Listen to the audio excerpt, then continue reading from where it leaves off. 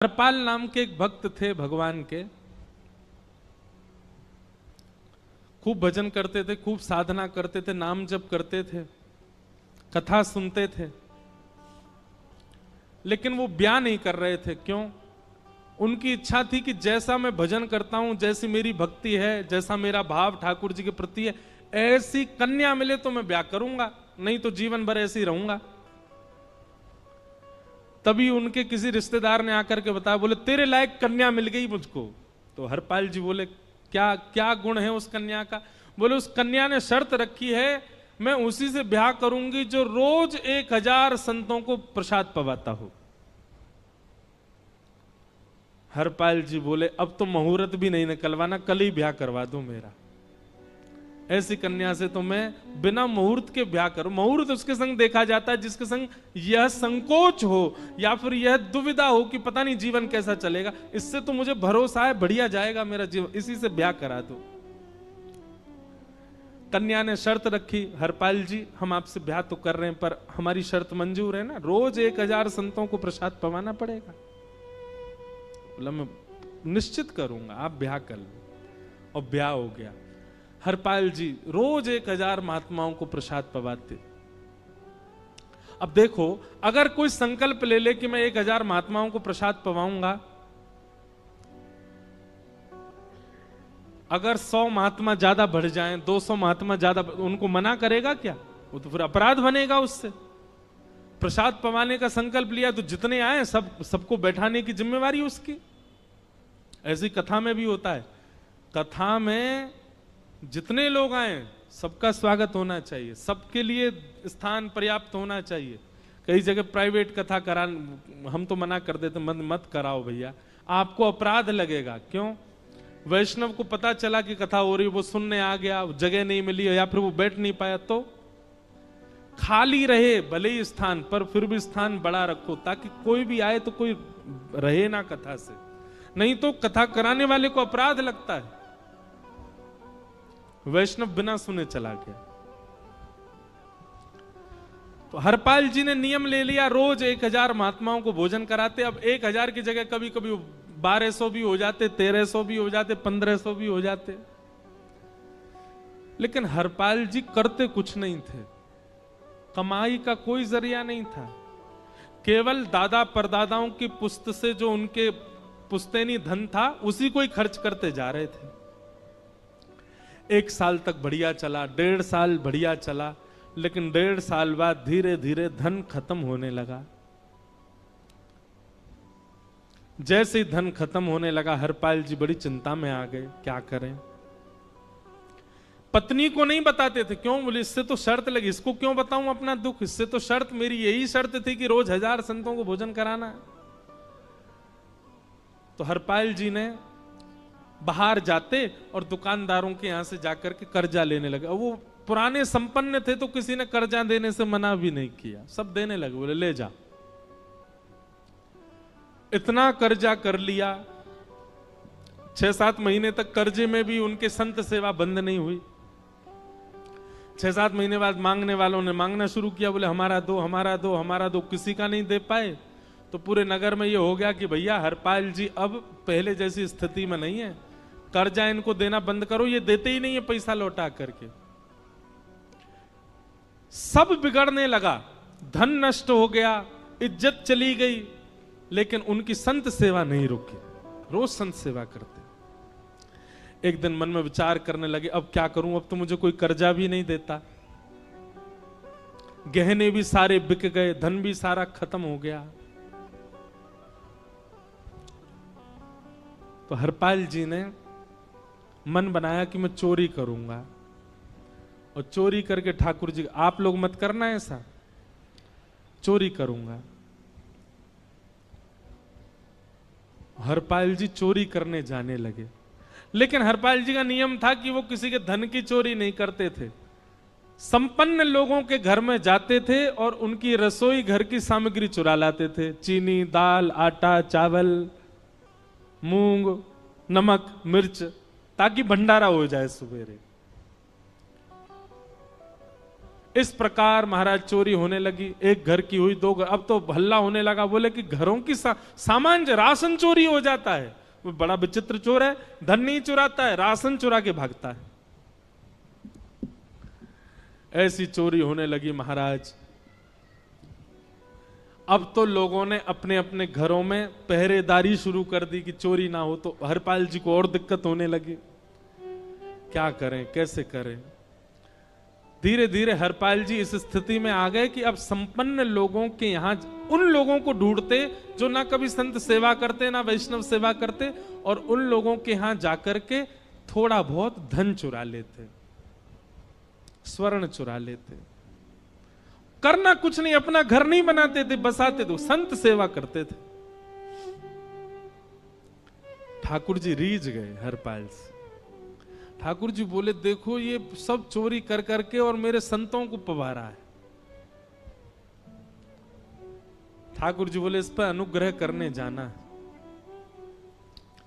भगवान सिंहासन से उठ करके तैयार होने के लिए गए, और बढ़िया महाराज नकली सी मूछ लगा करके, ऊपर सिर पर पाग पहन करके, और थोड़ा पेट सा बाहर निकाल के, गले में खूब सारी जंजीर डाल के, हाथों की हर उंगली में अंगूठी पहन करके, सोने की जूतियां डाल करके, कौंधनी सोने की पहन करके, और एक बैंत समझते, वृद्ध लोग लेकर के चलते, बैंत, सोने का मड़ा हुआ बैंत लेकर के ठाकुर जी तैयार हो गए, एक सेठ जी बन गए।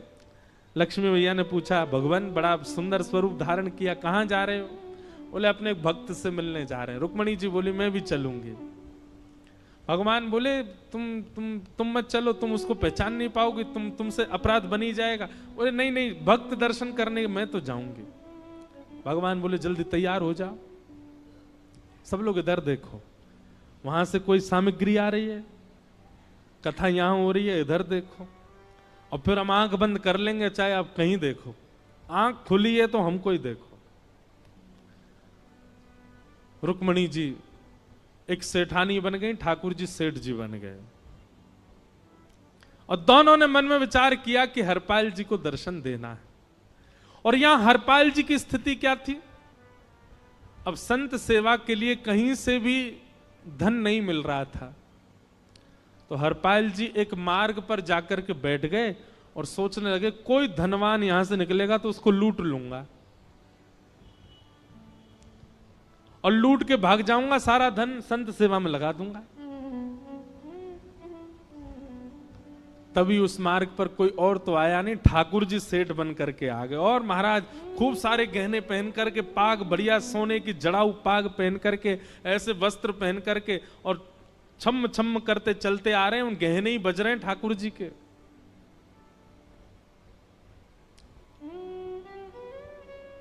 हरपाल जी ने जैसे ही नेत्र खोल करके देखा, ठाकुर जी के रूप यौवन और सबरी उनके श्रृंगार को देख करके हरपाल जी बोले, ये तो एक आध साल के भंडारे की व्यवस्था आ रही है सामने से। इतने में ही सेठानी जी रुक्मणी जी भी आई, उनको ओहो, ये तो कम से कम 5-10 साल की व्यवस्था आ रही है। अगर ये दोनों लूट लिए जाएं तो 10 साल चोरी नहीं करनी पड़ेगी। देखो कितना धन संपन्न। हरपाल जी के बगल में जैसे ही ठाकुर जी पहुंचे, हरपाल जी बोले, भैया जय श्री कृष्ण, प्रणाम। ठाकुर जी तो नाराज हो गए, क्या भगवान का नाम बोलता है सुबह सुबह? तुम सब लोग बड़े पाखंडी हो, ढोंगी हो, और हमने सुना इस गांव में एक रहता है, वो चोरी डकैती करता है, और फिर कहते हैं संत सेवा करता है। ऐसी काय बात की चोरी भैया? करता तो चोरी है, भली उससे भली संत सेवा करता हो। नाम उसका हरपाल है, हम सब जानते हैं। भगवान का नाम मत लो हमारे सामने। हरपाल जी समझ गए, वो तो बिल्कुल भगवत विमुख है, इसकी तो एक अंगूठी भी नहीं छोड़नी मुझको, इसका तो सब लेके जाऊंगा। अगर ये बदले में जय श्री कृष्णा बोलता तो एक आध गहना छोड़ देता इसका में, पर ये तो इतना बिखर रहा है भगवान का नाम सुन के, इसका कुछ नहीं छोड़ूंगा, सब ले जाऊंगा।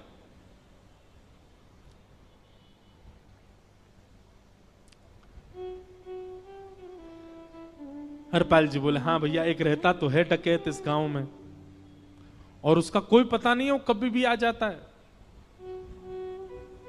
लेकिन एक मार्ग जंगल में होकर के है, उसमें गांव में नहीं जाना पड़ता। जंगल से गुप्त चुप निकल करके पूरे गांव पार हो जाएंगे, आप शहर पहुंच जाओगे। उसका रास्ता मुझे ही पता है। सेठ जी बोले तो तुम हमको पार करवा दो। हरपाल जी बोले मैं पार तो करवा दूंगा, लेकिन भगवान मेरे घर कुछ मेहमान आए हैं, उनके भोजन आदि की व्यवस्था के लिए मैं तो बाजार आया था, मेरे पे धन नहीं है। आप यदि मुझको कुछ दे देंगे तो मैं घर पर व्यवस्था करके आऊंगा, तुरंत आपको लेकर के गांव पार करवा दूंगा। ठाकुर जी ने उसको कुछ सोने की मोहर दे दी। बोले लो तुम अपने घर की व्यवस्था कर आओ। हरपाल जी ने सामग्री खरीदी, घर पर पहले व्यवस्था करके आए।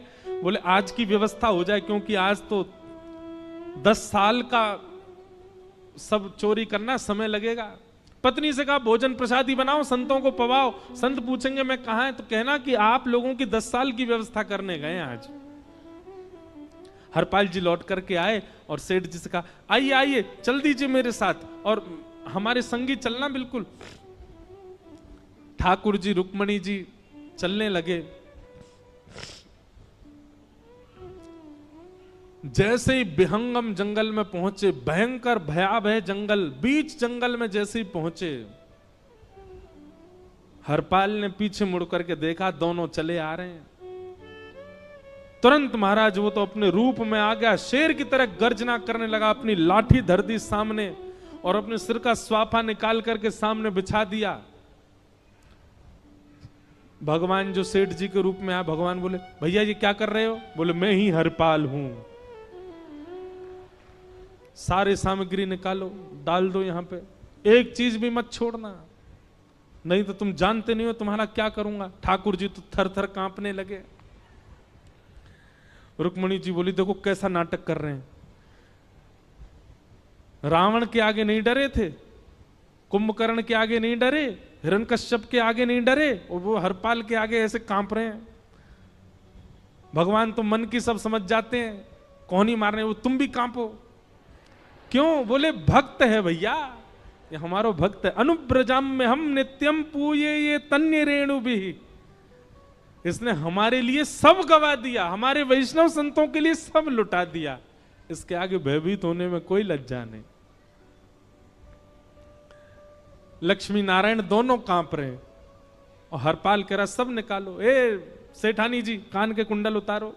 कान कुंडल उतार दिए, नाक की नथनी उतार दी, सब उतार उतार के धर दिए, हाथों के सब कड़ूला आदि भी धर दिए। भगवान ने भी अपने सब उतार उतार। बोले बैंत कहां लेके जा रहे हो? उसको भी धर दो। बोले अरे भैया बुढ़ापे की लाठी, हम गिर जाएंगे। बोले कुछ नहीं गिरोगे, धर दो इसको। जीवन में कभी राम ना, जय श्री कृष्ण बोलने पे चिल्ला रहे थे मुझ पे, रखो इसको यहां पे। सारा धर दिया। बोले बहुत बढ़िया हो गया, अब 10 साल की व्यवस्था हो गई। इतने में भगवान की कनिष्ठ उंगली में एक अंगूठी थी। हरपाल बोला ये कहां बचा के ले जा रहे हो, उसको दो। बोले अरे भैया ये तो बहुत बचपन की हमारी अंगूठी है और ये आज तक हमारी निकली ही नहीं है और ये निकल ही नहीं पाएगी, इसको बाहर हम निकाल ही नहीं सकते, इसको तो रहने दो हमारे पास। बोले तुम क्या जानो, इस अंगूठी से कम 1 हफ्ता संत भोजन होगा और तुम पे तो दया करनी नहीं है। चिल्लाए थे मुझ पे जय श्री कृष्ण बोलने पर, निकालो इसको। भगवान खूब प्रयास करें, वो नहीं निकले तो हरपाल जी ने उंगली पकड़ी। बोले इसको काट देता हूं मैं, तुम्हारे पास उंगली रहने का कोई काम नहीं है, तुम उंगली से करते ही क्या हो। और महाराज जैसे ही उंगली पकड़ करके काटने का मन किया, वो काटने ही वाले थे, इतने में ही द्वारिकाधीश भगवान शंख चक्र गदा पद्म धारण करके प्रकट हो गए सामने। रुक्मणी जी महालक्ष्मी के रूप में प्रकट हो गई और दोनों ने अपने अंक में हरपाल को भर लिया। हरपाल जी समझ नहीं पा रहे ये क्या हुआ, दूर हटे। बोले नाथ, बोले हम साक्षात द्वारिकाधीश, ये साक्षात रुक्मणी तुम्हारी भक्ति से प्रसन्न होकर तुमको दर्शन देने आए हैं। हरपाल जी घुटने के बल बैठ गए, रोने लगे, सर रख दिया चरणों में, पटकने लगे। बोले नाथ, मैंने अपने नाथ को लूटा, आज मैंने अपने स्वामी के साथ डकैती कर रहा था, मैं अपने स्वामी की उंगली काटने पर मजबूर हो गया था, इसका मतलब तो मैं पापी हूं। मेरा पाप इतना प्रचंड हो गया कि मैं आपके रूप को नहीं पहचान पाया। भगवान ने हृदय से लगा, नहीं हरिपाल, तुमने कभी अपने लिए प्रयोग थोड़ी किया।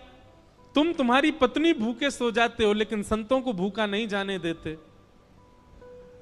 ठीक है, उसके लिए भले ही तुमने वह गलत मार्ग अपनाया जो नहीं अपनाना चाहिए था, परंतु उसमें उद्देश्य कोई और तो नहीं था, मेरे जनों की सेवा ही तो थी, मेरे वैष्णवों की सेवा। और देखो हरपाल, एक मेरी बात सुनो, आज तुम्हारे मन में ग्लानि होती है कि तुमने दूसरों का धन हड़प करके और उससे संत भोजन कराया। वास्तव में इसका विधान शास्त्रों में यह बताया गया, जिसके धन से भोजन बना और संतों ने पाया, परोसा भले ही किसी ने भी हो, कार्यक्रम भले ही किसी ने भी कराया हो, पर धन जिसका लगता है पुण्य उसी को मिलता है। तुमने तो अपने गांव के, शहरों के उन लोग जो कभी संत सेवा नहीं करते थे, उनके धन चुरा चुरा करके उनको पुण्य बांटा है। तुमने कुछ गलत नहीं किया है। हां, अपने प्रयोग में यदि लेते तो पाप हो जाता, लेकिन तुमने तो एक रत्ती भी अपने प्रयोग में नहीं ली, सब संतों में लगा दी और जितने लोगों का धन चुराया उन सबको पुण्य प्रदान कर दिया। हम तुमसे बड़े प्रसन्न हैं। हरपाल जी चरणों से लिपट गए, बोले नाथ आप बड़े कृपालु, बड़े दयालु। भगवान बोले अब हमने दर्शन दे दिया, अब हम जाएं। और सुनो, ये सारा धन हमने दिया है, 10 साल का नहीं होगा इससे। तो बोले जब तक तुम जीवित रहोगे तब तक की सेवा बनेगी, इससे संत सेवा चलती रहेगी।